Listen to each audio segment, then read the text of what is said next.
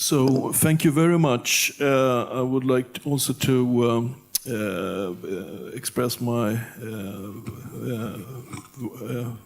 big thank you to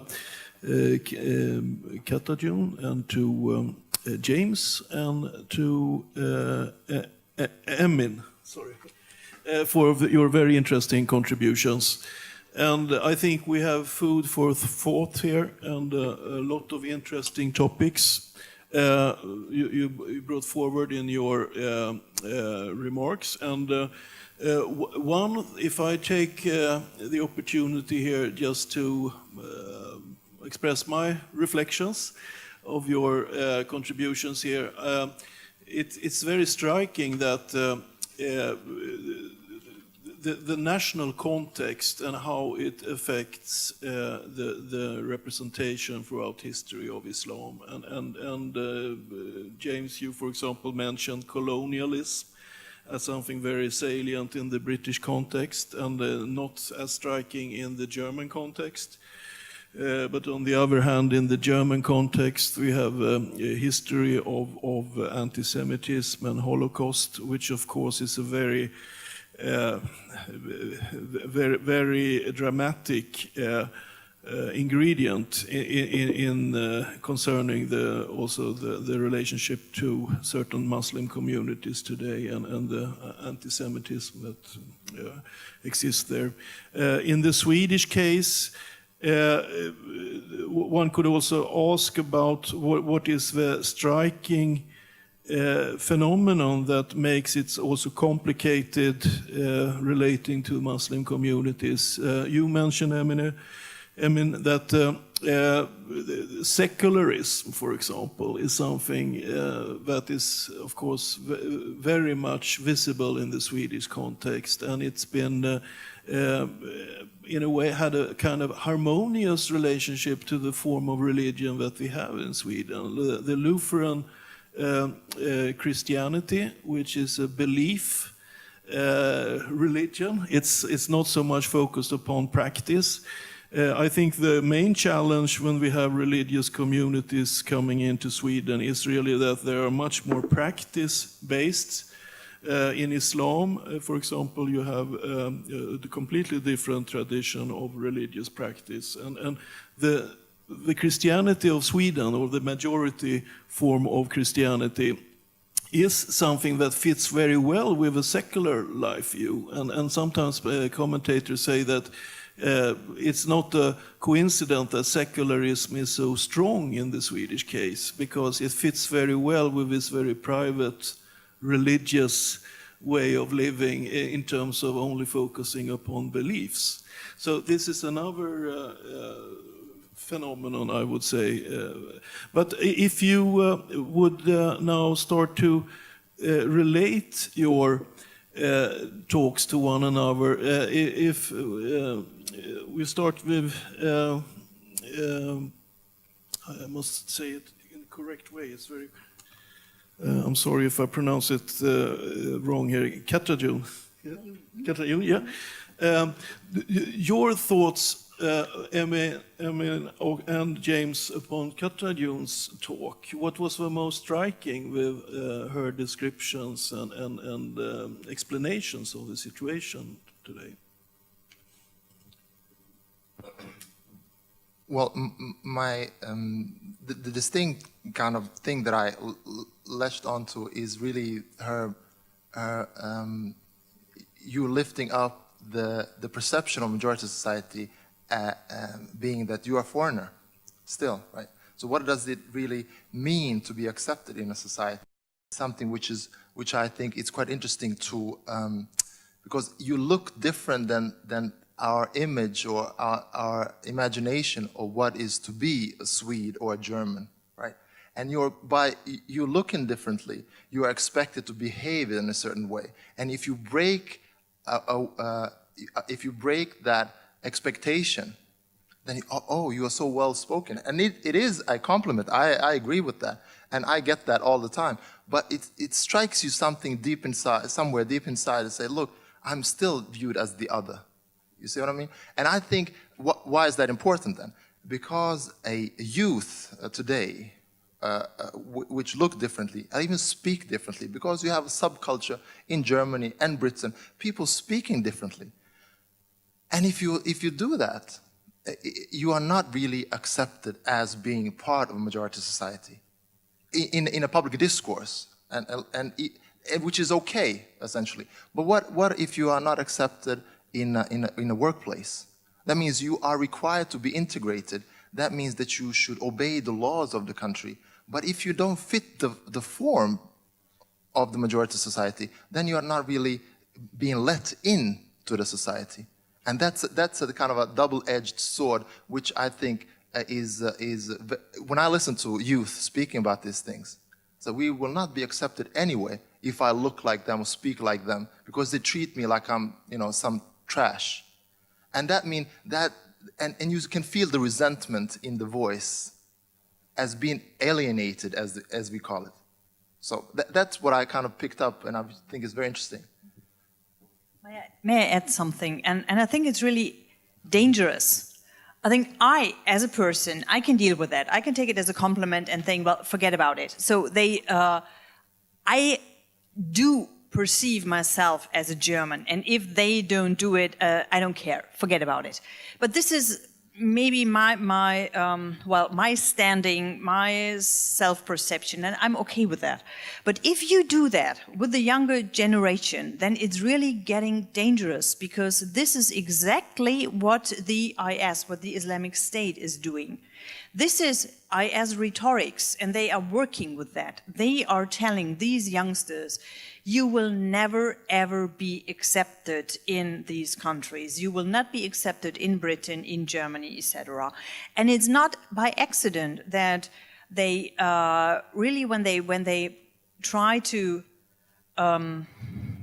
find followers, then it is this young generation they focus on, and they are successful because they're working on this rhetoric. They do not accept you as yours. You will always be alienated. They will always ever tell you, because you are wearing a scarf or because you are praying 5 times a day, this is why you cannot be part of this society.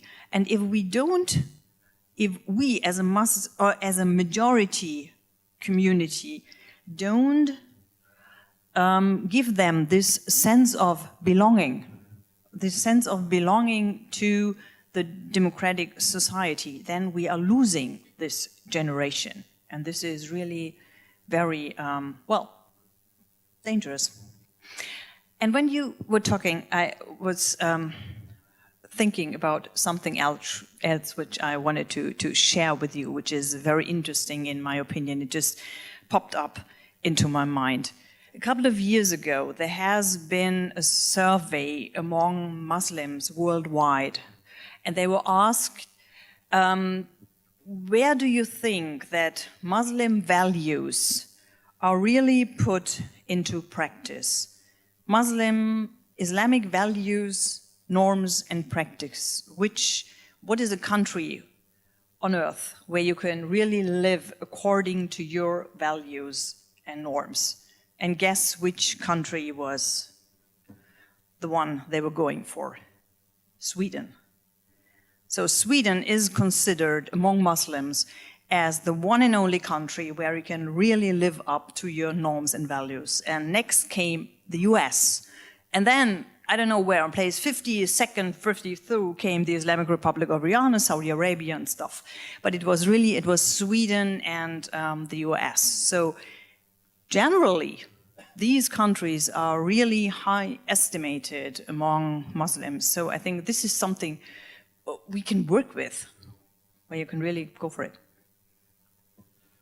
Thanks. Yeah, I think again, I would pick up on where you started by asking this question, what is a Muslim? And then you unpacked, I suppose, the kind of complexity of your own identity and and I was struck again by how strange it must feel from your perspective to be asked if you're if you're German, or to be congratulated on being German. It reminds me of some of the historical work I did on Jewish soldiers who fought for Germany in the First World War, and who were then told 20 years later that they were not German. Of course they felt they were German. They fought for Germany and so on. So there's this strange idea of feeling that you belong and then somehow being told that you don't belong. And I was also struck by, we've spoken about this as being a kind of compliment. You know, your German is fantastic. You know, this is a compliment. I suppose it's a compliment. But it made me think about my own perspective, in that I'm not a Muslim and that I am identifiable with white Anglo-Saxon British society. And I talk about Muslims all the time, and I think I have a pretty differentiated and sophisticated understanding of different Muslim communities in the UK. But I was just aware of how easy it is to slip into homogenizing and thinking of, you know, I talk about Muslim groups all the time, and I know what I mean by that. I think I know what I mean by that. But I don't inhabit that experience of complexity. Yeah, the complexity I have, the insights I get into that complexity are by talking to people like you, or talking to the different members of the different Muslim communities. Hear me now, trying to be differentiated as I describe them, trying to cover all the bases all at once, trying desperately to find a language which encompasses all that complexity. Yeah, and so I was made aware of how people who are not members of Muslim communities and identify more with mainstream societies in Western democracies constantly need to reevaluate their own frames of reference, their own language, their own concepts, and to try and imagine or remember the experience of being a Muslim subject, you know, in a society like our own. And to open dialogue and continue to push that complexity. Because I'm always struck by the fact that I'm not an Islamophobe by any means, but I don't know about these things. I don't share these experiences. And it's very easy to lapse back into being the woman on the telephone in Cologne who says, Sie sprechen ja ausgezeichnet Deutsch. Yeah? That would be my reaction. The only answer is, Dankeschön, Sie auch. If we return to this question about integration, and as you all mentioned here, it's very important to distinguish it from assimilation, which is often forced or involuntary. And so the kind of pillars or terms for successful or reasonable integration in society, it would be really interesting to hear your opinions about it, and because we have our ideas about what successful integration is, and it's often biased in terms of certain nationalism, maybe, or certain values, and so what would your answer be to what would you say is a reasonable form of integration?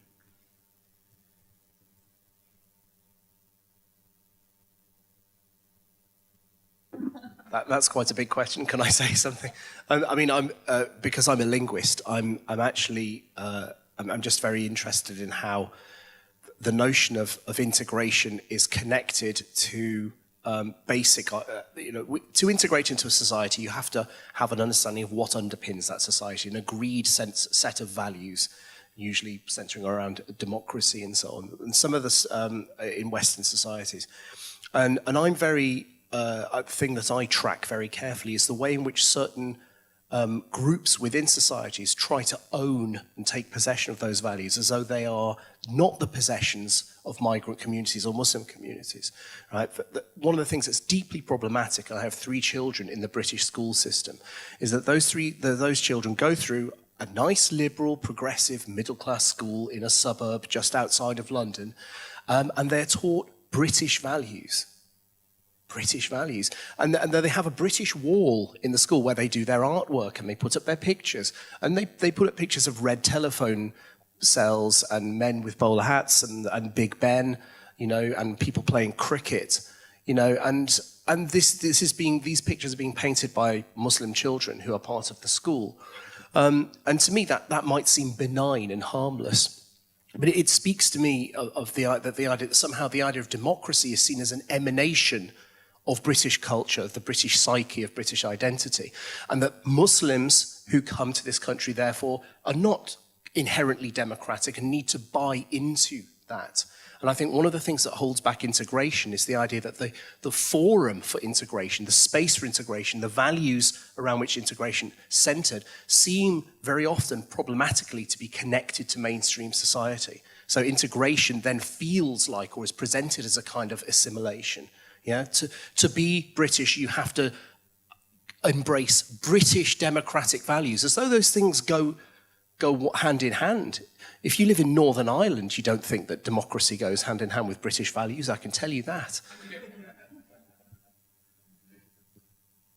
I agree very much. Just before continuing, I just would like to Katayun's point about Muslims ranking Sweden as the highest kind of representation of Islamic values. And I was involved in the interreligious dialogue in Uppsala. And one of these priests, he was very active, a Swedish church, he was very active in welcoming immigrants. And then one of these Syrian immigrants, he came to him, and in one occasion, I don't know which one it was, and he was like, the priest asked him, so what do you think about Sweden? And he was like, I'm shocked how religious the country is, how immensely religious the country is. And the priest was like, oh, okay, that's news to me, you know. So and it's like, so what do you mean by that? It's like, look, the streets are clean, people are behaving, you know, people are following traffic rules, people are, you know, trying to be nice and say hi and these things. That's very religious. So you see the kind of what perception people have coming from the Muslim majority society into something very different, and say, this is what really we are looking for. So it embodies what you said. Now integration, well, what James said here, to integration to work, you have to have something to integrate into, right? That's a given. And as you have shown, what are you integrating? What are the British values? Isn't not a British value to be imperial, to be proud of your imperial past, to be proud that you have conquered the whole world, not me, but our ancestors have conquered the whole world and ruled it and so on. That's very, and some British people are taking that to be a primary British value. Look, we have been rulers of the world, and we should be proud of that. We shouldn't, you know, say, I apologize for that, for us to be so smart to conquer the world, right? So it depends on which value you are really leeching onto. We have Nazis in Sweden who say, you know, we have a king which was a conqueror, and we really like us to be like him or like his army and to be powerful again. Is that a Swedish value? Or, as we said, what is democratic value?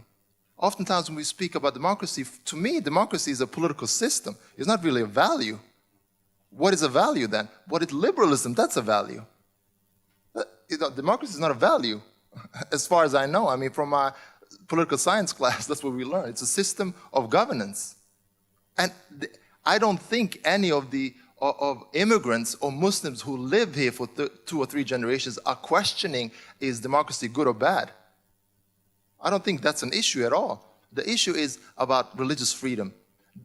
Do I have to be secular in order to be integrated? And that's what your first remark was, like, look, in Swedish church and our way of religiosity is really to be secular, to keep it private, not to practice, but to believe. And Muslims are really not having that. But of course they have to have a faith, they have to have a belief. And many Muslims are not practicing.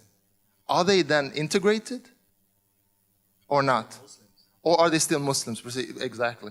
So if you are practicing and you're born and you are a Muslim convert, let's take that peculiar case. If you have a young Swedish woman who has converted to Islam and has a scarf, well, she's been born and raised and very, very much Swedish, blue eyes and all the other things, you know. And now she believes in something and practices. Is she integrated in Swedish society or not? Or she is maybe disintegrated. So it's a very complex issue. I don't think there's a right answer to really to give on this question. It's a very complex, and I think the society which really has to define what it is, and I think you can define it through defining what citizenship is. And the citizenship and rule of law is really what it comes down to. Just one, before letting go, just one thing. There was a big controversy now recently about Muslim call to prayer. Right? And so, is this something which should be allowed or not? Many people who are active in a political debate in a public sphere said, no, it shouldn't be allowed. So what's their reason? Because this is a symbol of conquest. The Muslim call to prayer is a symbol of conquest, and it's a power symbol. And it's also something which proclaims Muslim dominion of the area where this is proclaimed. That is absurd. Absurd.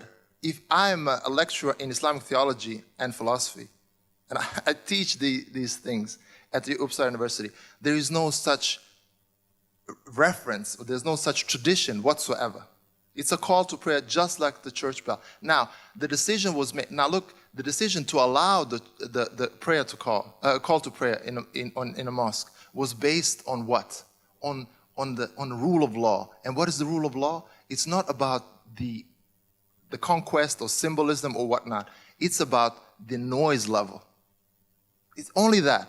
If the noise really affects and disturbs the area within which this is proclaimed, it's a noise level, right? So you can just power it down or put it up. But there's a law sets the limit. So the bureaucrats are really going after the law. So I think the law should be the premise from which we start discussing. Now, of course, we are much more complex than that. There is this kind of issue of ideology and value and so on. So for society to function ethically and morally, of course. But essentially, we need to set a bar for what to discuss, really. You see what I'm saying? What I mean in this sense? If I just tag on to your interesting points here, that I think it's very important to distinguish between activities or the main activities of a society, and you mentioned democracy or being part of a democratic system, and on the other hand, it's very important to distinguish that from the basic values of a society, and a third form of identification is, of course, the regional geographical identification, that you actually feel at home in a certain territory. And all these three elements are very important for a national identity, but it's also at the same time very important to distinguish them from one another. And I would say that in terms of integration of minorities and immigrant groups in a society, the first form of integration into the different spheres of activities in a society are very important: politics, labor market, etc. And as long as you are estranged and excluded from that kind of activities, it's not very meaningful to talk about integration in the two other senses. Because if you are excluded from central activities in a society, how can you proceed with a dialogue upon values? And also, how can you feel at home in a certain territory? If I may, yeah. Of course, and this leads me back again to the question of what is integration. As a scholar of Islamic studies, I'm not very good at sociological terms like integration and stuff. But I was in a discussion last week with a sociologist who taught me that integration doesn't start with me as the person who is integrating into something, but integration starts with the society who is integrating others. So, and this comes back to your point, that it's really the society that needs to integrate people, and that the question we are always asking, and this is the question we always put in the German feuilletons on how Muslims are able to integrate into society, is completely misguided. That we have to ask ourselves how our German society is able to integrate these Muslim minorities. And it would be completely naive to think that this is an easy thing. It has never been easy. It has also not been easy when lots of Polish migrants came to the Rhineland as a labor force, and it has not been easy with the Irish people in the United States. Of course, there are cultural clashes, but it's not something you can not work on and you cannot really struggle for. And I must say that I actually have never ever been so proud of my fellow Germans as when they were standing and shouting in these German bus stations and railway stations, shouting to Syrian refugees, say it loud, say it clear, refugees are welcome here. This was a sort of German welcome culture, where I would say this is the way integration works. If you welcome people, then of course it will, they will have a positive answer to this sort of a welcoming culture. And this could be the way how it could work.